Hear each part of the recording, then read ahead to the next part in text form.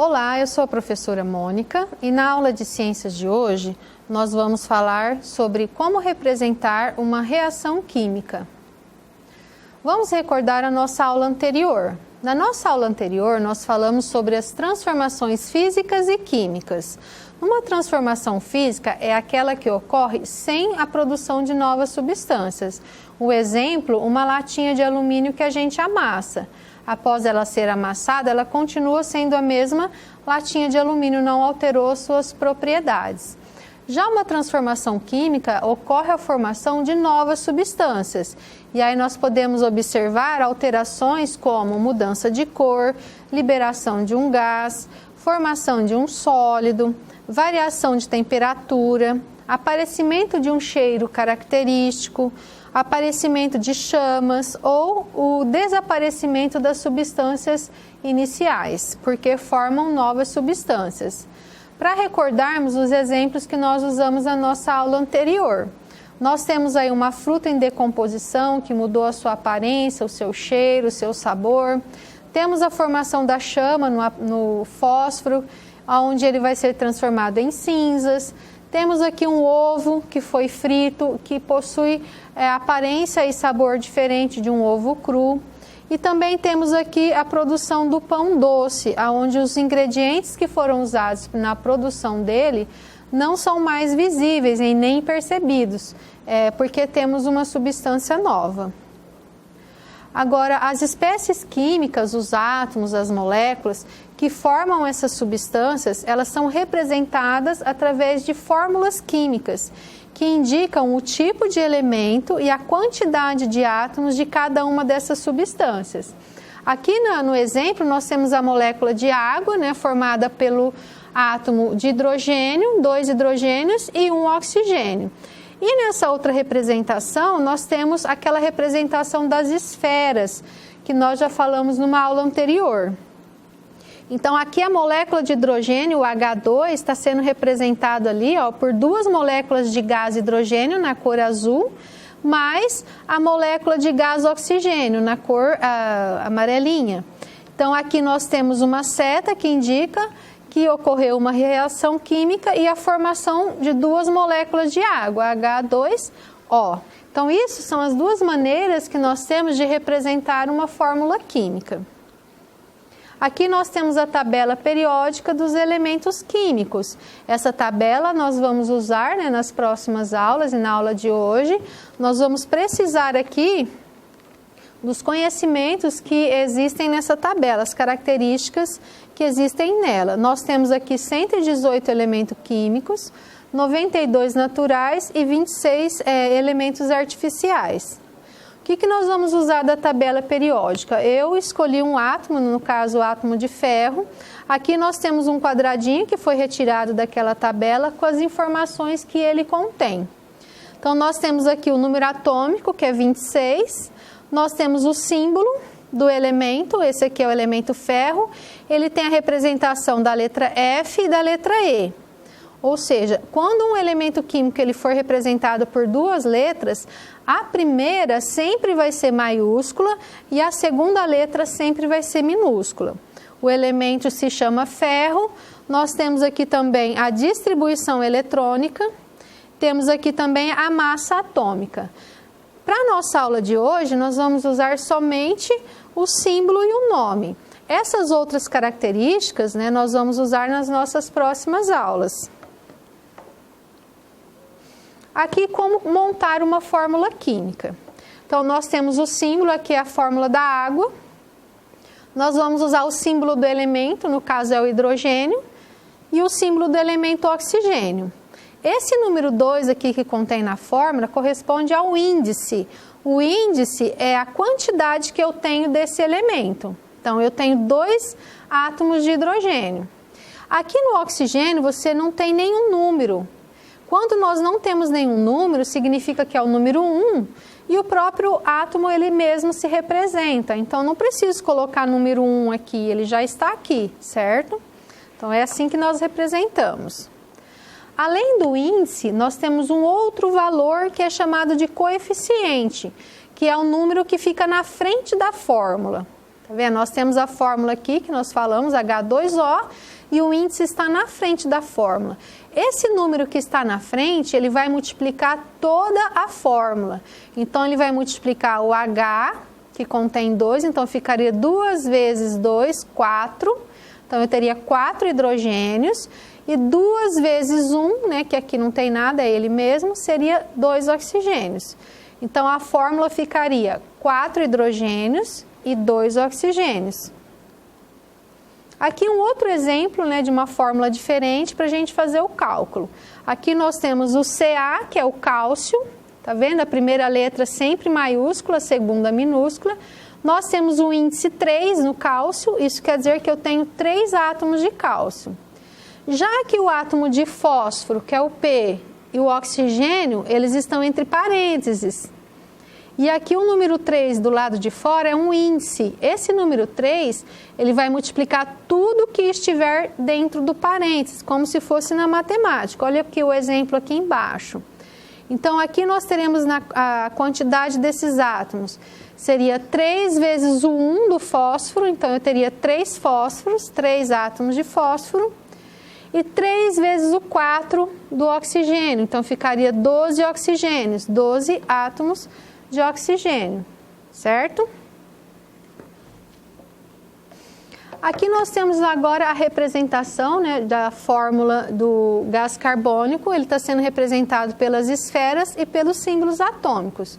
Então aqui nós temos a fórmula do carbono, com gás carbônico como CO2. Significa que eu tenho um carbono, que está aqui na cor cinza, e 2 átomos de oxigênio, que está na cor vermelha. Aqui a representação da molécula de glicose. A molécula de glicose ela é formada por C6H12O6. Que isso significa? Que nós temos 6 átomos de carbono. Na molécula das esferas ele está representado pela cor cinza. 12 átomos de hidrogênio, representado na cor branca. E 6 átomos de oxigênio, representado na cor vermelha. Nessa molécula, a molécula do gás oxigênio e do gás ozônio. Eu usei esse exemplo para vocês compararem novamente, que alterando apenas uma quantidade, né, aqui nós temos 2 oxigênios, aqui nós temos 3 oxigênios. Nós temos uma substância completamente diferente.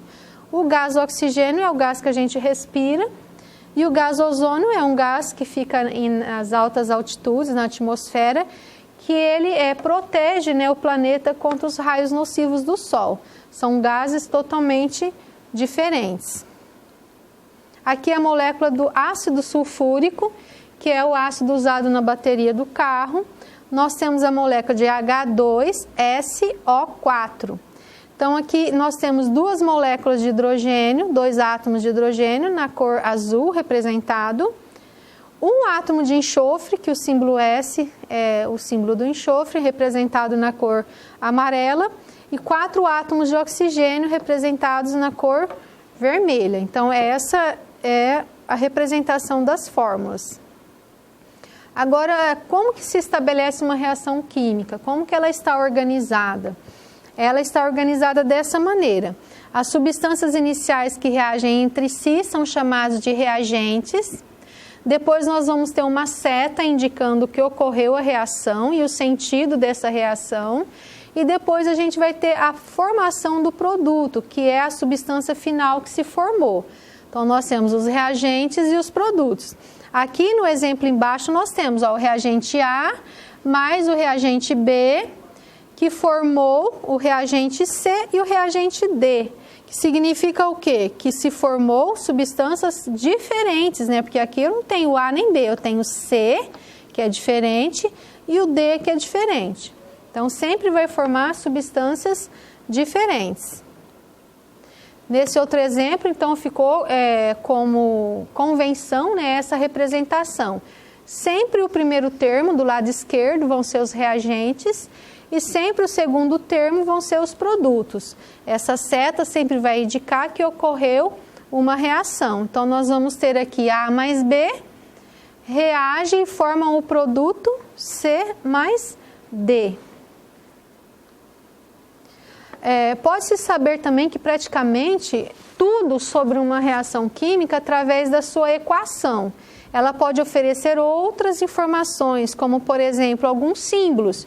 Numa reação química, quando ela tem uma seta para os dois lados, significa que é uma reação reversível, que a gente pode obter novamente a substância inicial. A presença de luz é usada um símbolo da lambda ou então um raio. Aqui, quando a substância foi aquecida ou utilizado catalisadores, é usado um triângulo. Quando ocorre a formação de um precipitado, uma seta indicando para baixo, porque o precipitado ele se forma no fundo, né, do recipiente.